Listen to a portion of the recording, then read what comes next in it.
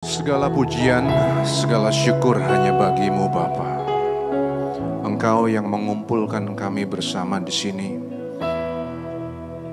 Engkau yang memberkati kami sehingga kami bisa memiliki rumah pelayanan di sini Tuhan, Lifehouse. Dan sekarang tiba waktunya kami untuk mendengarkan kebenaran firman-Mu. Kami sambut firman-Mu Bapa di dalam nama anak-Mu Tuhan Yesus Kristus. Sama-sama kita katakan, amin. Silakan duduk Bapak Ibu, saudara-saudara sekalian. Pagi hari ini kita akan dilayani oleh hamba Tuhan yang kita semua udah kenal, yaitu Pak Jarod Wijanarko yang hari ini sudah hadir di sini. Kita berikan dulu sambutan yang meriah di dalam nama Tuhan untuk Pak Jarod dengan firman-Nya. Silakan Pak, selamat melayani. Tes. Saya buka masker ya, jaraknya jauh dan aman ya, biar suaranya nggak meredam. Tema yang diberikan saya hari ini adalah keluarga yang bersukacita. Wah, tema yang gampang bagi saya karena saya selalu tertawa. Tapi tahu kapan berhenti, kapan tertawa. Kalau tertawa terus namanya keluarga gila. Ya, kita akan belajar mengenai keluarga yang bersukacita. Kapan, bagaimana, apa sukacita. Kita mulai dengan Yohanes 15 ayat 9 sampai 12. Yohanes 15 ayat 9 sampai 12. Saya akan mulai baca. Seperti Bapa telah mengasihi aku, demikianlah juga aku telah mengasihi kamu. Tinggallah di dalam kasihku itu. Jikalau kamu menuruti perintahku, kamu akan tinggal di dalam kasihku. Seperti aku menuruti perintah Bapakku dan tinggal di dalam kasihnya. Semua itu kukatakan kepadamu supaya sukacitaku ada di dalam kamu dan sukacitamu menjadi penuh. Inilah perintahku, yaitu supaya kamu saling mengasihi seperti aku telah mengasihi kamu. Bagaimana keluarga yang bersukacita? Kita merasakan sukacita kalau kita saling mengasihi.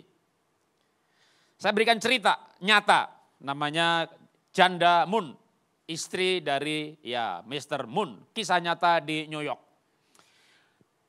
Suaminya meninggal, ya biasa kalau dalam kehilangan keluarga, biasanya di hari-hari sampai selesai pemakaman itu malah nggak berat ya. Ada keluarga datang, kebaktian penghiburan, penutupan peti, pergi ke kuburan, rame. Semuanya pulang ke rumah. Nah itu dia. Yang dialami Janda Moon adalah malam-malam sendirian, tidur. Biasanya dia tidur sekamar, seranjang, peluk pasangannya. Dan malam itu dia juga peluk dan baru sadar, kosong. Ya, dalam alam bawah sadarnya dia mau peluk tapi kosong. Lalu dia bangun. Tidak bisa tidur lagi. Nah itulah kesepian yang menggigit, yang betul-betul rasanya biasanya ada. Ketika masih banyak orang, masih happy, sukacita, ya nangis juga sih. Tapi tidak sesepi ketika acara selesai. Dan itu terjadi hari demi hari. Dan dia betul-betul larut dalam kesedihan, tidak ada sukacita lagi. Yang diingini apa? Aku pengen nyusul suami. Saya tahu perasaan seperti itu waktu mama mertua dipanggil Tuhan. Kalau bapak ibu saya tidak menjumpai karena ibu saya dipanggil Tuhan duluan, bapak saya sendiri tapi di kota Solo. Tapi ketika mama mertua dipanggil Tuhan, saya mulai usul sama istri gimana kalau papa bawa ke Jakarta. Agak susah orang tua itu dicabut dari akarnya, pindah komunitas. Tapi papa saya akarnya di Makassar, Cirebon, sedangkan mama memang di Surabaya. Jadi singkat cerita, nyoba Jakarta, nyoba Bandung, pulang Surabaya, akhirnya mau di tempat saya 5 tahun terakhir sampai kemarin Oktober tahun lalu dipanggil Tuhan betul-betul di depan mata saya. Karena waktu jam 11 malam waktu saya mau istirahat, Tuhan bilang tungguin. Betul, saya tungguin gitu sampai nafas terakhir. Nah, mengenang hari-hari itu di mana awal-awal dipanggil awal-awal sendirian, bahkan sampai masih di rumah saya, ya begitu juga ya. Papa ini pengen dipanggil Tuhan aja, ya hidup udah gak ada gunanya. ngerepotin gitu ya. Sampai akhirnya mulai menikmati ya hidup. Mulai nyoba obat ini, obat itu, sehat ini, sehat itu, makan ini, makan itu. Wah, singkat cerita, semangat lagi hidup. Semangat lagi jaga kesehatan. Ngobrol senang sekali. Jadi kalau nemeni mertua ngobrol, saya tahu sekarang seninya gitu ya. Bagaimana tema nggak ada habisnya. Mulai dari ngomongi Ahok, ngomongi Paul Sang, ngomongi Esa Soru, ngomongi akhir zaman. Apalagi mertuanya adalah gembala sidang dulu ya, pendeta ya. Pendeta tuh banyak ngomong kayak saya. Jadi mertua hamba Tuhan ngomong kagak ada habisnya. Kita pengen dia berhenti. Kan? Kita bilang amin, betul Pak, amin. Tambah diamini, tambah semangat, tambah panjang doanya, tambah panjang ngomongnya. Tapi yang saya mau sampaikan adalah ketika mengalami kesendirian, tidak ada harapan untuk hidup, ya sukacita itu hilang. Kembali ke Jandamun. Dia betul-betul larut dalam kesedihannya dan dia mulai ingat dulu waktu suami masih ada, suka diajak jalan-jalan tanpa tujuan. Pergi aja, naik bus, naik train, naik apa, kemana, nanti spontan. Karena suaminya orang yang spontan, impulsif. Tapi kadang-kadang itu bikin enak, bikin deg-degan juga. Tapi dia menikmati. Ya, ada itu berhenti gitu ya. Gak ada rencana beli es krim, tapi ketemu coba juga gitu ya. Ya, dia mulai mengenang itu, ya daripada di rumah cuma membayangkan. Dia mulai menjalankan ritual itu, kebiasaan itu, pergi tanpa tujuan. Singkat cerita sampai luar kota, pinggiran kota New York, di suburb gitu ya. Dia turun aja juga tanpa tujuan, jalan makin jauh dari arah kota, dengar suara ting tang ting tung, orgel apa itu, organ piano kuno zaman dulu tang ting tung, ya dia mendekati itu ternyata gereja tua. Masuk di situ, tidur di situ. Ketiduran, bangun-bangun pagi. Waktu bangun dia kaget, kenapa? Ada anak-anak ya kayak semacam di Indonesia itu kayak gelandangan lah gitu. Di sana juga ada orang-orang hitam gelandangan tidur di sebelahnya. Wah dia kaget, anaknya kaget juga gitu kan. Bangun semuanya pagi itu. Melihat anak-anak itu tiba-tiba Jandamun berpikir anak kasihan banget. Mukanya dekil, kurus, kerempeng. Dia ingat dia masih pegang ada duit di kantong kira-kira $50 gitu. Tiba-tiba dia punya keinginan gitu ya. Mau nggak breakfast bareng gitu ya. Biar gampang ceritanya, ya anggap aja kalau di sini kayak di Kentucky lah gitu ya. Wah beli dia $50 buat bersama-sama. Itu namanya anak-anak gelandangan, udah lama enggak. Makannya enak banget. Sampai sambalnya, sausnya dijilatin ya.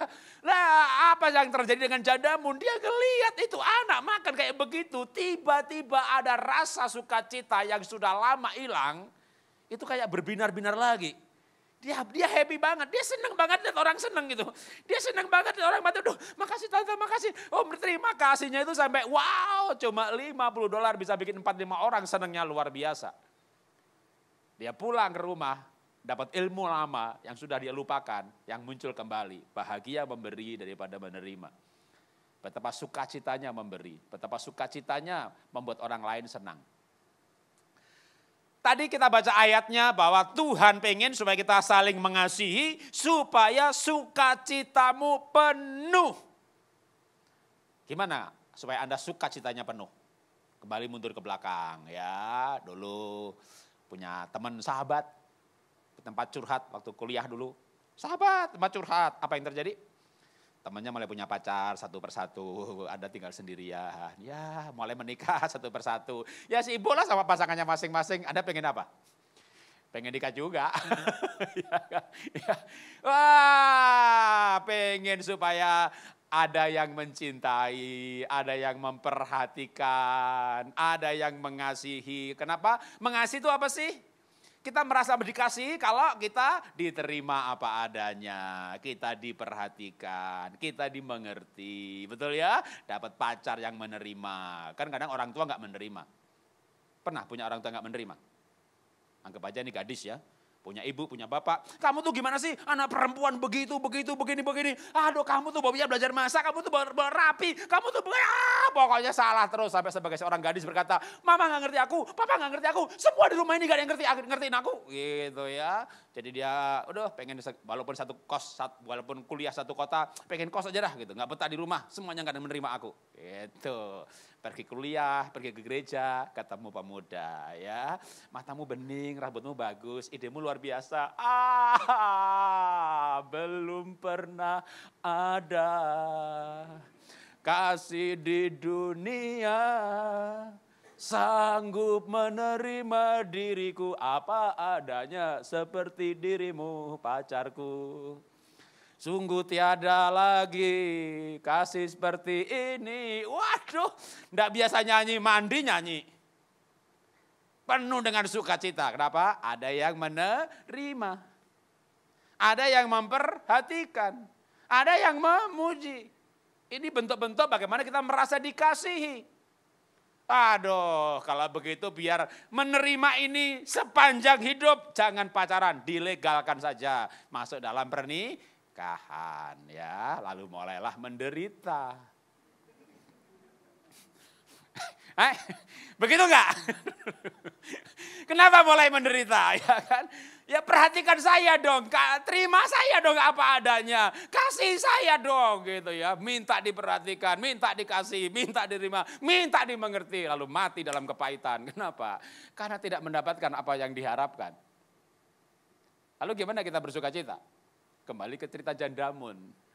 Dia mulai memberi dan dia bahagia. Dia memberi dan dia bersuka cita. Maka kalau kita bersuka cita karena diberi, dicintai, diterima, dikasih, ya ini benar semuanya. Anda kasih saya sesuatu juga saya gembira. Tapi kan gembiraannya terbatas kalau gitu ya. Kalau suami baik, kalau dia perhatian, kalau namanya kalau. Iya kadang, iya tidak. Lebih banyak kadangnya daripada iyanya. Maka kita harus mengambil proaktif sikap. Mengasihi. Memberi. Daripada berandai-andai, suami beri perhatian, suami berikan kasih. Udah jangan berandai-andai. Itu di surga adanya nanti. Syukur ada di bumi juga. Jadilah kehendakmu Tuhan di bumi seperti di surga. Gimana caranya di bumi seperti di surga? Kita yang mulai, karena apa yang ditabur itu yang diterima. Maka berikan perhatian, berikan penerimaan. Nikmati sukacitanya kayak Jandamun ngasih sesuatu dan aduh seneng banget. Ada sesuatu yang mengalir di hati kita. Mau jadi keluarga yang bersukacita, Anda yang membuatnya, Anda yang menciptakannya, Anda yang membentuknya. Maka Alkitab juga berkata apa? Peliharalah damai sejahtera setidak-tidaknya kalau itu tergantung padamu. Ya tergantung saya. Ini lama-lama ada sadar loh. Sadar bahwa saya ngamuk, dia tambah kayak setan. Saya bantah, makin kayak Herodes. Saya lawan, tambah kejam. Ya sudahlah. Saya ngalah, saya yang gila. Sakit jiwa saya. Bisa kita punya kasih Kristus, kita gak akan sakit jiwa walaupun kita mengalah. Dan kita mulai proaktif. Coba kalau saya beri perhatian, saya beri pengertian, saya beri penerimaan. Oh kalau diberi penerimaan senang dia. Oh kalau diberi hormat dia sukacita dia. Oh kalau dia sukacita dia baik sama saya juga. Ya, tergantung saya juga ya, tergantung bagaimana saya bersikap ya. Oke, kalau gitu saya ciptakan kegembiraan, saya ciptakan sukacita dengan mengasihi.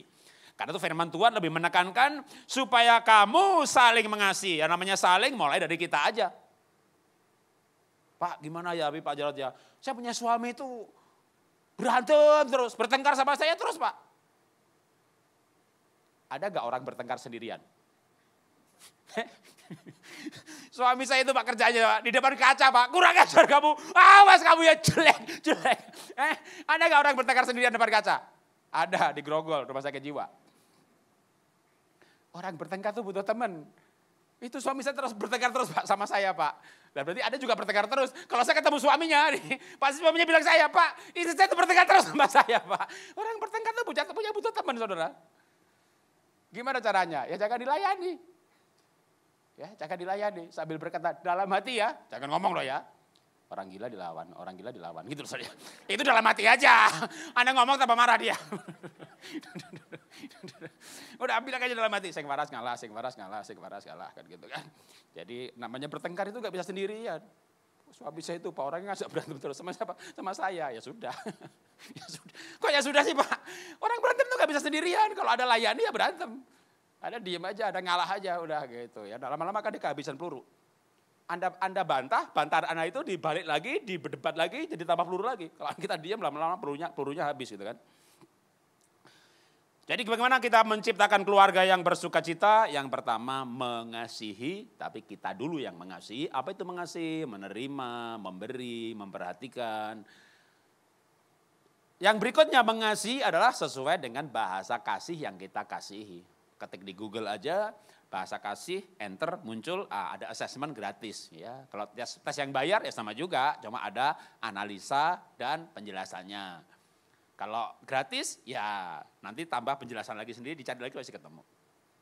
Tapi maksud saya kalau kita mengasihi itu harus seperti orang bahasanya yang kita kasih, supaya dia senang. Karena kita mengasihi, belum tentu dia bersuka cita loh. Bapak laki-laki, ya bapak laki-laki kan. Bahasa cintanya apa laki-laki? Yang memberi lah. Saya beri anak saya pendidikan terbaik, saya berikan dia internet tercepat, saya berikan dia komputer mahal nggak apa-apa. Dari mulai HP-nya, iPhone, iPad, iPhone, Mac, udah semuanya yang paling terbaik dah. Gitu ya. Saya berikan bahkan juga uang saku terbaik, pendidikan terbaik, diberi semuanya dan bapaknya merasa mencintai anaknya. Anaknya punya bahasa cinta kebersamaan yang berkualitas. Dia curhat sama temannya. Kamu enak ya punya papa, bisa mancing bareng, sepeda bareng, papaku tuh nggak sayang aku. Gitu. Ya, karena apa? Karena bahasa cinta si anaknya ini kebersamaan yang berkualitas. Bapaknya begitu mencintai keluarganya, dia kerja keras demi memberi, karena itulah bahasa cintanya dia memberi. Tapi anaknya merasa nggak dicintai, anaknya sedih, nggak bersuka cita. Gimana ciptakan keluarga yang bersuka cita? Cintai sesuai bahasanya. Anak masih mending ya kan, gimana kalau istrinya bahasa cintanya kebersamaan yang berkualitas, suaminya beri, dia beri istrinya semuanya. Suaminya curhat sama sopirnya, nyantol sama sopirnya. Bikin orang bersuka cita, apa yang membuat dia bersuka cita? Saya Jawa, istri Tionghoa. Apalagi saya lahir di komunitas yang ya ada bakar-bakar ruko lah. Sebelum 98 di Jakarta kan Solo 81, 82 itu udah bakar-bakar ruko. Dan Solo itu emang orangnya kayaknya lembut, baik, halus gitu ya, tapi ngelenes. Air tenang menghanyutkan. Bakar-bakar toko India ya pernah gitu ya. Itulah teman-teman saya, kampung saya. Kenapa? Kampungnya orang miskin. Kampungnya orang miskin itu benci sama yang kaya. Dan yang kaya siapa? Ya Cina gitu kan. Dulu saya nggak bisa bilang Tionghoa, sebelum saya nikah sama dia tuh nggak bisa. Pokoknya bisanya Cina gitu ya. Jadi kalau orang miskin ini kehilangan barang, yang kita tuduh orang Cina. Kita kehilangan duit, ini pasti tuyulnya orang Cina ini. Wah penuh kebencian gitu ya. Jadi ya namanya juga orang miskin. Kita hidup dalam seperti itu, singkat cerita, lahir baru, mata berubah, otak berubah, saya jatuh cinta sama orang Tionghoa lalu menikah. Tapi tetap ada namanya gap ya, gap antar suku tuh ada, gap budaya tuh ada. Maka istri saya juga pengen dicintai oleh ibu saya. Dia beri taplak meja, dia beri sarung bantal, dia beri aja semuanya. Sama ibu saya nggak dipakai. Jadi istri saya merasa tertolak kan, memberi kok nggak dipakai, gitu ya. Padahal ibu saya itu kenapa nggak dipakai? Ya disimpan. Nanti kalau ada orang punya hajat dibungkus buat kado.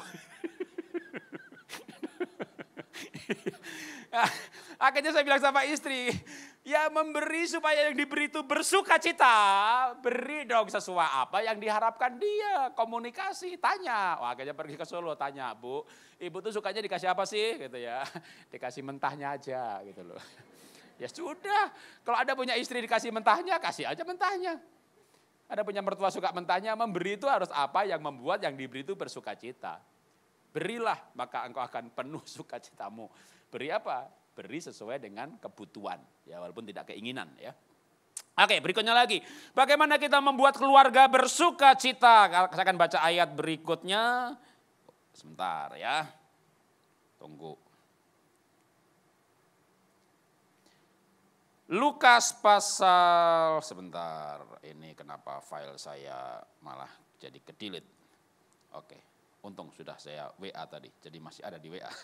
Lukas pasal 10 ayat 20. Lukas 10, 20. Namun demikian janganlah bersukacita karena roh-roh itu takluk kepadamu. Tetapi bersukacitalah karena namamu ada terdaftar di dalam sorga. Bukan soal keluarga, tapi soal sukacita. Saya ambil esensinya. Apa yang membuat kita bersukacita? Ya dapat hadiah, benar. Dapat berkat, betul. Dapat pujian, betul. Tapi itu kan sesuatu yang di luar kita. Nanti kita nggak dapat barang, ya kita sedih lagi. Dapat duit seneng, ya tanggal muda seneng, tanggal tua sedih. Tapi kalau kita bersuka cita karena nama kita ada di sorga. Tapi bagaimana nama kita ada di sorga? Karena Tuhan mengampuni kita.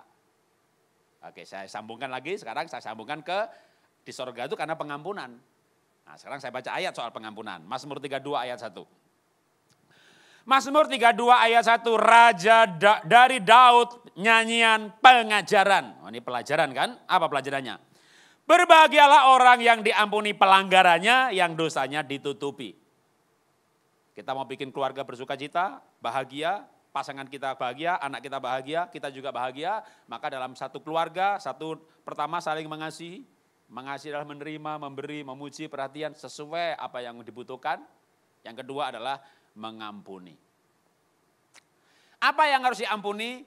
Pelanggaran atau dosa. Kalau bukan dosa, dilengkapi atau disiasati. Dosa itu apa sih? Pelanggaran itu dilarang maling, maling. Dilarang bohong, bohong. Pasangan bohong, anak bohong. Dilarang mencuri, mencuri. Jangan menginginkan istri orang lain, dia selingkuh. Nah itu dosa, harus diampuni. Kalau bukan dosa, maka dilengkapi atau disiasati. Apalagi kecenderungan perilaku. Kesalahan itu karena kecenderungan perilaku. Yang kolerik atau foto karakter merah, atau DISC-nya dominan, ya pasti kecenderungnya kasar. Intim, kuning atau sanguin, ya cenderungnya lupa. Kayak saya ini orang sanguin, buka laci lupa nutup, buka pintu lupa nutup, buka lemari ambil baju lupa nutup. Saya punya talenta membuka dan apa yang dibuka tak tertutup kembali, gitu kan. Jadi itu bikin istri saya jengkel, saudara. Kita ke rumah kehilangan sukacita. Apa sih susahnya nutup laci gitu ya? Gak susah, lah kok gak kamu tutup? Lupa. Saya lupa. Saya ayat ingat, saudara. Harga barang ingat, dagang ingat. Nomor belum ada HP dulu ya, masih telepon begitu ya. Nomor telepon supplier ingat. Tapi nutup pintu lupa, nutup laci lupa, nutup apanya lupa. Nah lupa kan bukan dosa, lupa namanya lupa.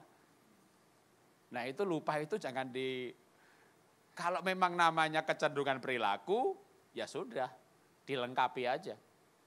Kalau namanya dosa, diampuni. Lah Pak, dia salah terus, berapa lama mengampuni? Itulah yang ditanyakan sama murid Tuhan Yesus. Guru, berapa kali kami harus mengampuni saudara kami, keluarga kami, adik kami, saudara kan berarti adik kakak. 70 kali 7 kali. Nah kalinya ini bisa terjemahannya macam-macam. 70 kali 7, ini jumlah, ya berarti 70 kali 7 itu 490. Kalau kali itu kuadrat, wah lebih banyak lagi. 490 itu banyak banget loh, orang salah berulang-ulang sampai 490 kali. Kita menikah 50 tahun, ya kan? Betul kan? Menikah 50 tahun ini kira-kira ya? Kan menikah umur 30, mati 80. Menikah usia 25, mati 75. Menikah usia 20, mati umur 70. Makin cepat menikah, makin cepat mati, saudara ya. Kira-kira begitu. Nah, kalau kita menikah 50 tahun, dia salah 490 kali. Berapa kali setahun dia? Pasangan kita gak salah sebanyak itu. Artinya belum kalau 47 kali 7 kali kuadrat lebih banyak lagi. Itu aja artinya mengampuni itu udah gaya hidup. Tapi percaya saya kalau orang itu diampuni, dia merasa dicintai, merasa dikasihi. Dan tidak akan mengulangi lagi dan mengulangi lagi. Memang ada yang begitu tapi gak selamanya. Tetap berlaku hukum. Kita kalau mengasihi, mengampuni, maka berbahagialah orang yang diampuni. Kita diampuni sama Tuhan, kita bahagia banget. Maka kalau kita mengampuni dalam anggota keluarga kita, dia juga akan bahagia banget. Walaupun kadang gitu ya, namanya anak masa tertentu mungkin kurang ajar gitu ya. Diampuni malah kurang ajar. Ya sebulan, 2 bulan, setahun, 2 tahun, dia ketemu temannya. Ya, teman kuliah lah, apalah gitu, saling ngobroli orang tuanya. Aku tuh pernah begini gitu, terus ya sama mamaku diajar begini, gini. Dia mulai mikir, ternyata mamaku lumayan ya. Masih bilang lumayan lagi. Ketemu lagi teman yang lain itu, aduh ternyata mamaku tuh baik banget. Gitu. Kadang itu anak itu ngakunya telat gitu ya. Gak apa-apa, tapi itu pasti terjadi. Itu pasti terjadi. Suatu saat anak kita akan peluk kita tanpa ngomong apa-apa, dia peluk kenceng-kenceng. Karena dia tahu bahwa pakar-pakarnya ya dia ucapkan juga. Makasih ya mama baik, mama sabar misalnya gitu ya. Maka bagian kita adalah memberikan pengampunan. Karena pengampunan itu membuat orang lain berbahagia. Berbahagialah orang yang diampuni dosanya. Berikutnya lagi bagaimana orang bersuka cita. 2 Korintus pasal 7 ayat 16. 2 Korintus pasal 7 ayat 16. Aku bersuka cita sebab aku dapat menaruh kepercayaan kepada kamu dalam segala hal. Berbahagialah suami yang bisa percaya sama istri. Berbahagialah istri yang bisa percaya sama suami. Karena kalau nggak percaya, maka yang terjadi nggak percaya sama anak, ya namanya helikopter parenting. Muter-muter terus, dikintili anaknya kemana, suruh absen, suruh lapor terus, lagi di mana, sama siapa, makan siapa, gitu. Itu namanya helikopter parenting, gitu ya. Lah kalau helikopter marriage gitu ya, punya istri, suaminya suruh absen terus gitu ya, sampai di kantor, lagi ngopi sama ini, makan siang sama ini. Kita pikir intim nih, ngobrol terus, bukan intim Pak, di absen. Terlambat absen, ngamuk dia. Sudah, kalau gitu punya 2 HP, satunya taruh di kantor ya.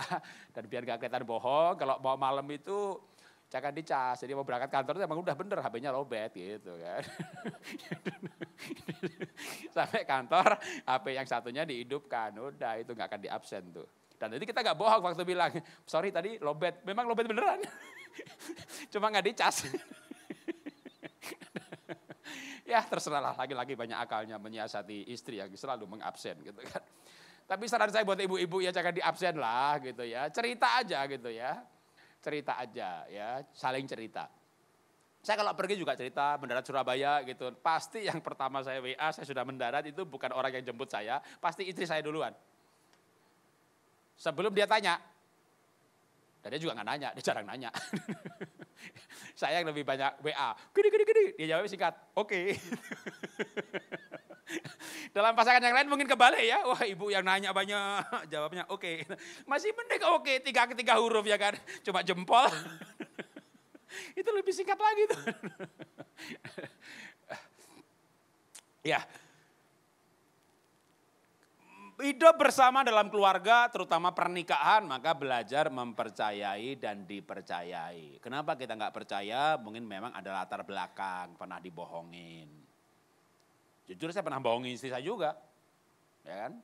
Saya kerja, awalnya berangkat dari orang nggak ada, diberkati. Kan saya sama ibu sama kakak adik itu menderita, ya istri menderita dengan saya 3-4 tahun tinggal di pinggir kuburan Kuningan Jakarta di situ. Tapi dengan keluarga saya kan sejak lahir sampai saya berangkat kuliah ya menderita. Bangun pagi, ibu bikin singkong goreng, saya nganter ke warung-warung. Belakangan ibu saya bikin es lilin, saya jualan es lilin. Itu kan penderitaan bersama itu kan bonding yang kuat sekali. Maka ada dream, ada impian. Nanti kalau saya diberkati, saya akan berkati adik-adik saya, ibu saya gitu. Nah, saya kerja di Astra tahun 90, masih tinggal di pinggir kuburan. Tapi orang kampung, Mas Jarod, wih kakakku, masku, anakku, itu kerja di perusahaan gede, berhasil sukses di Jakarta gitu ya. Jadi ya mengharapkan kiriman. Dia nggak tahu kita kos di mana. Dia nggak tahu kita makan irit-irit. Ya tapi kita memberi gitu kan. Nah saya memberi bulanan, istri saya tahu. Kita jujur, ya kan? Gaji itu dipakai buat apa aja, nabung segini, itu istri saya tahu. Kan gaji itu kalau teman-teman di kantor bilang, Rod, gaji itu uang istri, dia tahu, kalau perlu kasih dia. Tapi komisi itu uang laki-laki. Kan gaji kan tiap bulan sama dong, 5 juta ya 5 juta terus. Kalau komisi kan, kan saya sebagai sales marketing. Bulan ini dapat 2 juta, bulan depan 4 juta. Oke ngasihnya 2 juta aja ke istri gitu ya. 2,5 lah gitu, kalau dapat 5. Nah itu sebagian uang laki-laki, dana taktis, dana strategis gitu loh. Iya kan. Yang lain kan laki-laki lain buat apa? Mungkin main tenis, main golf gitu ya. Ganti skobeker, ganti pelek racing. Ya gimana mau ganti pelek, saya mobil aja gak punya. Jadi tak kasih ke uang ibu saya, diam-diam, saya nggak cerita sama istri, diam-diam tak kasih. Cuma ibu saya telepon ke Jakarta bilang sama dia terima kasih.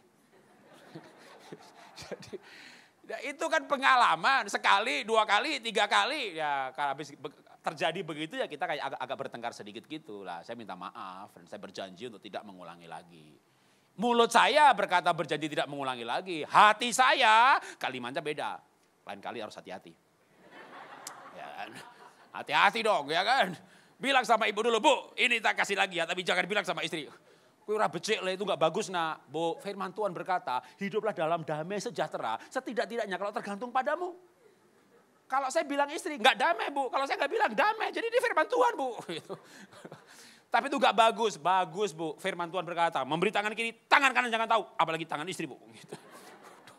Loh, pendeta ayatnya banyak kan. Tapi itu pengalaman, kejadian membuat istri saya juga terus terang memang ya jadi tidak percaya sama saya. Memang menikah itu kan hidup bersama ya. Kita saling menyiasati, saling menyesuaikan. Dia begitu, aku begini. Kalau dia begitu, berarti aku nggak percaya. Ini sempat berlangsung beberapa tahun. Sampai akhirnya ya kami sadar ini nggak benar. Karena nggak benar ya mulai dirubah.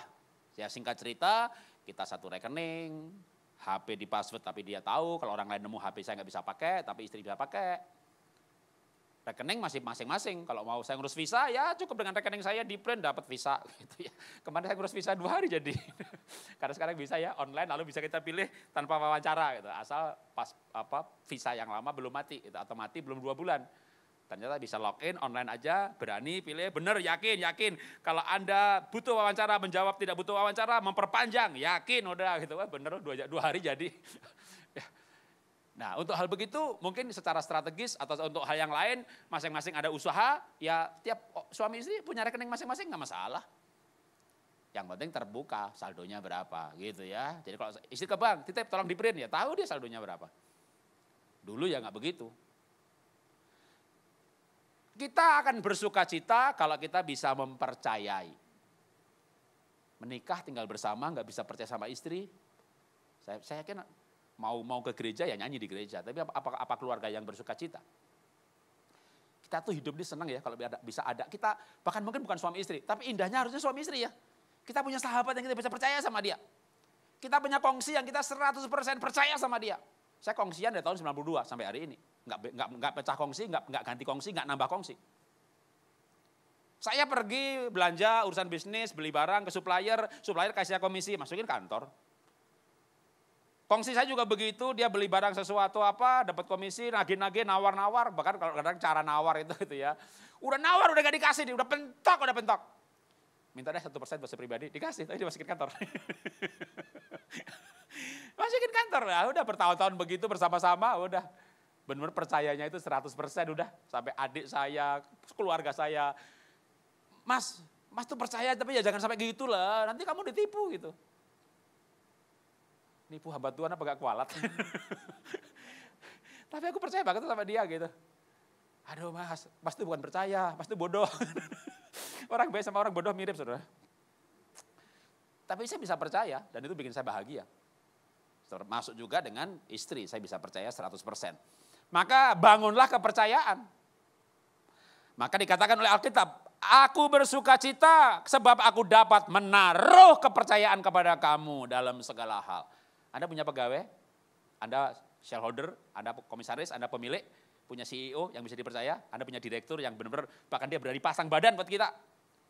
Ya perusahaan kan namanya hidup di dunia ya, mungkin gak akan bisa 100% betul semuanya. Suatu saat mungkin ada sebuah kesalahan. Ya, tapi kalau sekarang ada kesalahan pajak, ada restitusi lagi, ada remisi, ada namanya, ada program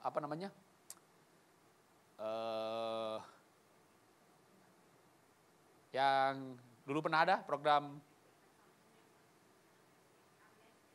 istilahnya pembaharuan pelaporan pajak yang tidak akan didenda. Ya saya tahu kemarin ke kantor pajak karena ditanya asetnya ini buat apa, dijelasin semuanya. Ya sudah kalau itu Bapak bikin pernyataan tertulis pakai materai gitu ya. Pak kalau ada yang belum dilaporin ini ada program lagi ini gitu. Semuanya udah lapor. Baru tahu bahwa ini ada gelombang kedua gitu ya. Ya nggak perlu semuanya dilaporin begitu. Nanti aku bilang dah sama teman-teman yang belum lapor. Ya itu membuat kalau kita punya pengalaman, kita bisa mempercayai orang, kita pun suka cita. Nah alangkah indahnya yang kita percaya itu anggota keluarga kita. Karena tinggal bersama satu rumah.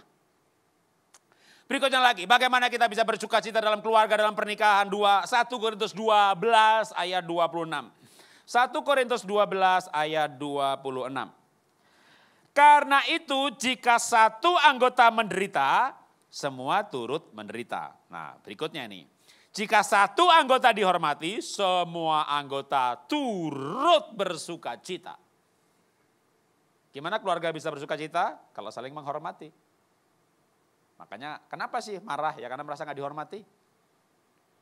Nah cuma menghormati itu kadang beda budaya ya. Mungkin di keluarga suku tertentu, bangsa tertentu, kamu gimana? Kamu nggak biasa ya, normal ya. Apalagi anak saya sekolah ke luar negeri gitu kan, sama dosennya kan juga bilang you gitu kan. Sama orang pendetanya ya mungkin you nggak masalah. Balik ke Indonesia. Lalu di rumah, Papa kamu, saya marah loh. Sama bapak bilang kamu. Ya, lalu saya sadarkan anak saya, waktu di rumah saya nggak marah, tapi waktu itu pernah di depan adik saya. Itu kan diomongin sama keluarga besar saya. Jadi soal menghormati pun ada standarnya ya. Nah kita perlu juga tahu budaya pasangan kita, budaya orang tua kita. Saya orang Solo. Waduh, makan aja ke bapak sama, nak udah makan belum? Gak apa-apa, ke bapak gak boleh. Bukan wis mangan apa durung ke orang tua, kurang ajar tuh. Dahar apa, sampun dahar, jadi pakai kata dahar. Beda, kata makan, kata yang digunakan ke orang tua aja beda gitu. Jadi kok saya bilang ke bapak saya, Pak, kamu mau pergi gak sama saya? Saya ditempeleng loh.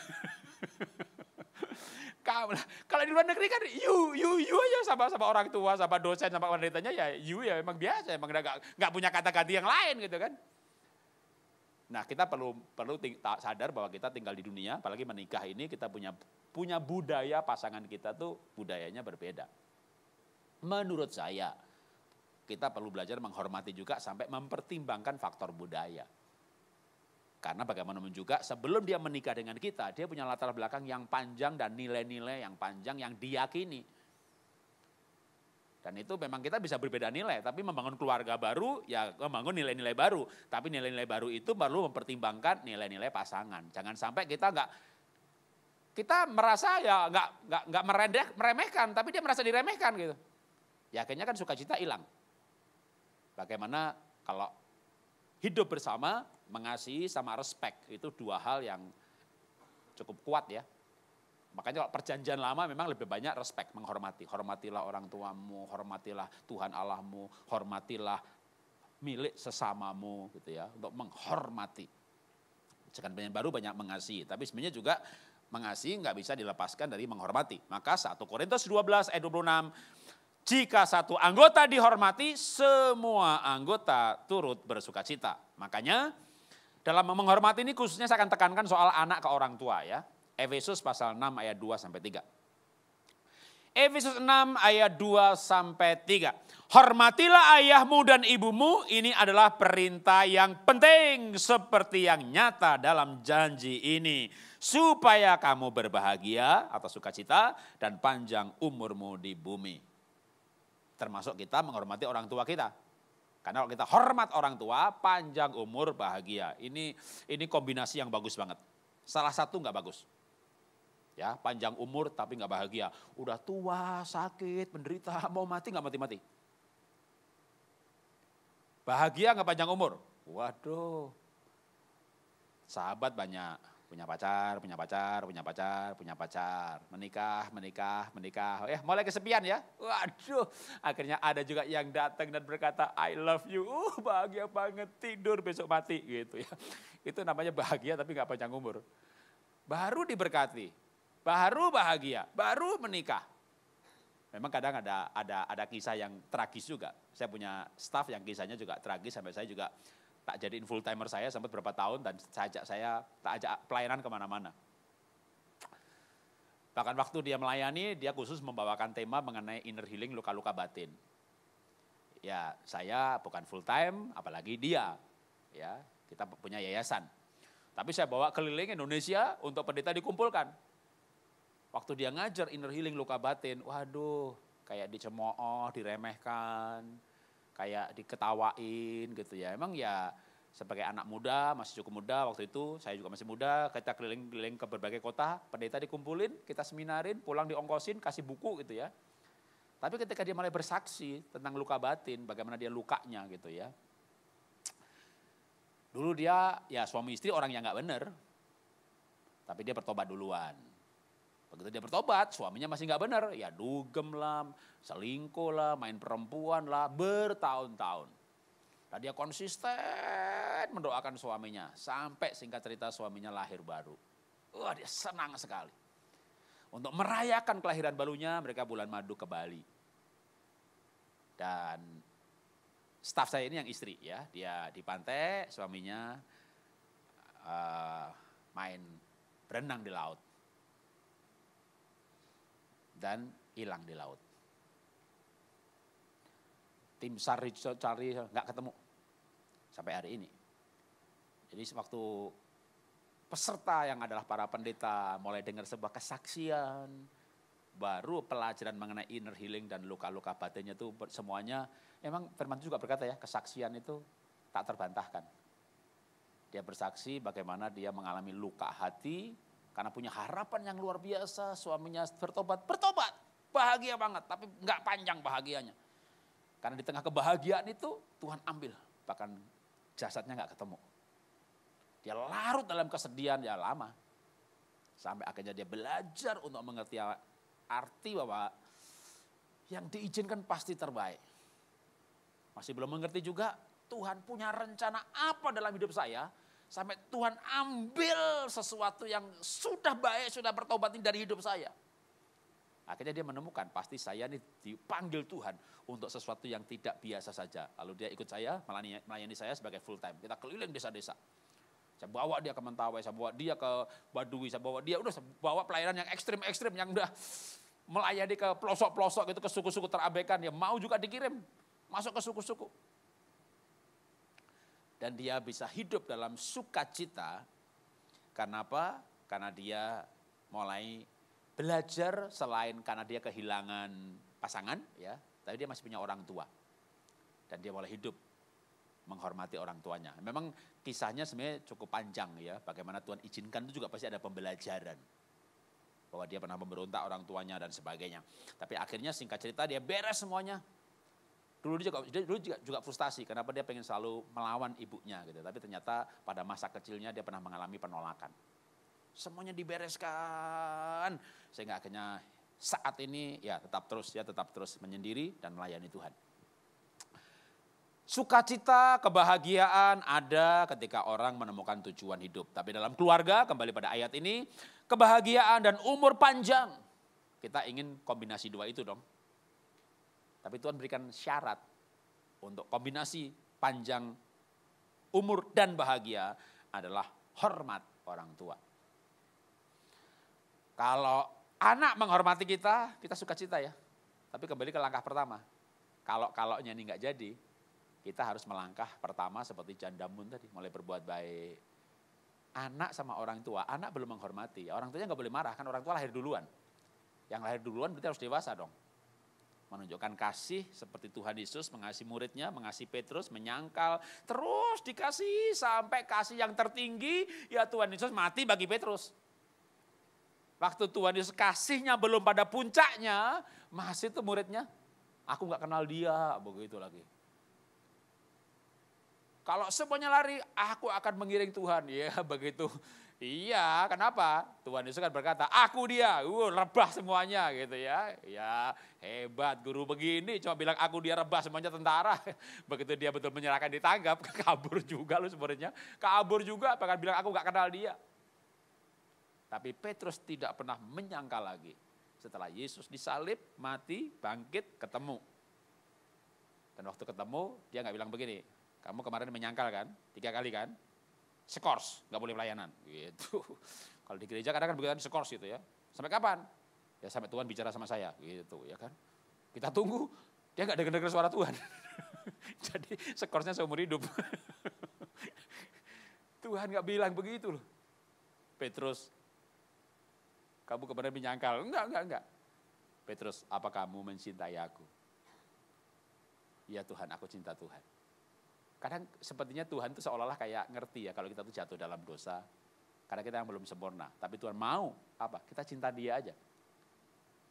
Begitu kita cinta, malah bukan dihukum, gembalakan dombaku. Dipercaya lagi. Petrus nangis ya, nangis. Tapi menurut saya nangisnya bukan sedih loh. Menurut saya dia nangisnya terharu, bahagia. Aku salah, habis menyangkal. Gembalakan dombaku, nangis dia. Dia jawab, aku cinta Tuhan. Diampuni dosanya. Kalau kita bisa memberikan pengampunan kepada orang yang mungkin menduga bakal dihukum, Anak kita salah nih, udah menduga bakal dihukum. Taunya enggak. Percaya saya dah, dia enggak akan kurang ajar. Percaya saya, dia enggak akan kurang ajar. Waktu Petrus disalib, dia bilang, guruku disalib berdiri, aku minta dibalik. Petrus rela mati bagi gurunya. Kenapa? Dia merasakan kasih. Maka kita harus mengasihi sampai pasangan kita merasakan kasih. Sampai anak kita merasakan kasih. Mari tunduk kepala, kita berdoa. Bapa, kami belajar hidup berkeluarga hari-hari ini untuk membawa nilai-nilai kekristenan dalam keluarga kami. Di mana kami belajar untuk saling mengasihi.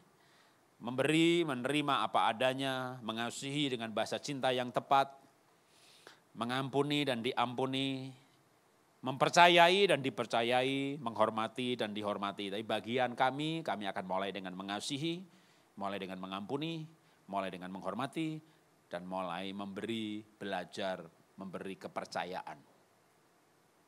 Ketika anak-anak kami beri kepercayaan, mereka tumbuh dalam kedewasaan, walaupun kadang-kadang mereka salah mengambil keputusan, salah bertindak.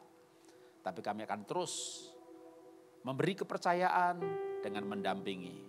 Kami mentoring mereka, kami coaching mereka, kami coba lagi memberi kepercayaan sampai kami tahu mereka bijaksana menggunakan waktu, mereka bijaksana mengambil keputusan, mereka mulai mengerti baik dan tidak baik.